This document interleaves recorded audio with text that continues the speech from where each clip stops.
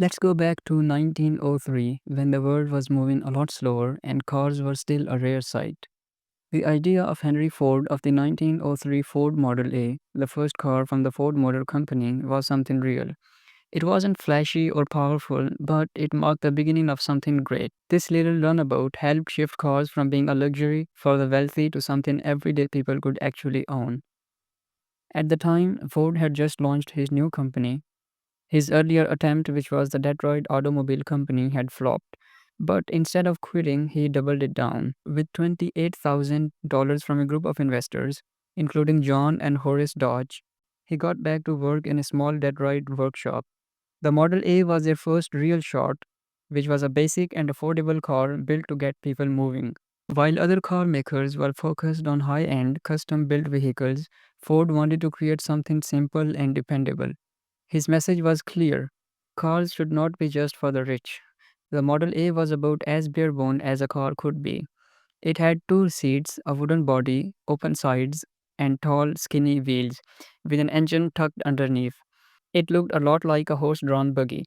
Inside, it had a leather bench, and if you wanted a roof, you had to pay extra. Power came from a small two-cylinder engine that made 8 horsepower, just enough to hit around 30 miles an hour, which felt fast on the rough, unpaved roads of the time.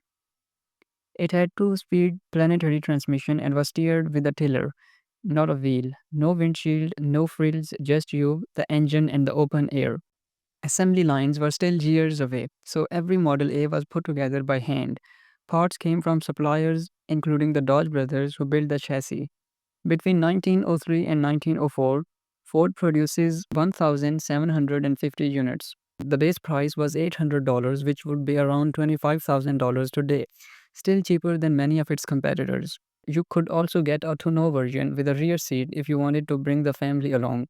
These cars were sold through small dealerships and even some bike shops, and demand quickly picked up. The success of the Model A gave Ford the momentum he needed. It helped fund future cars like the Model C and eventually led to the game changing Model T just a few years later.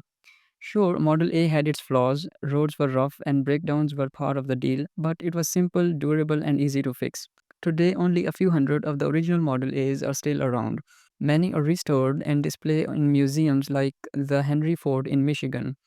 Some even show up at auctions where they can sell for over $30,000. The 1903 Model A wasn't about performance or luxury. It was about changing who cars were for.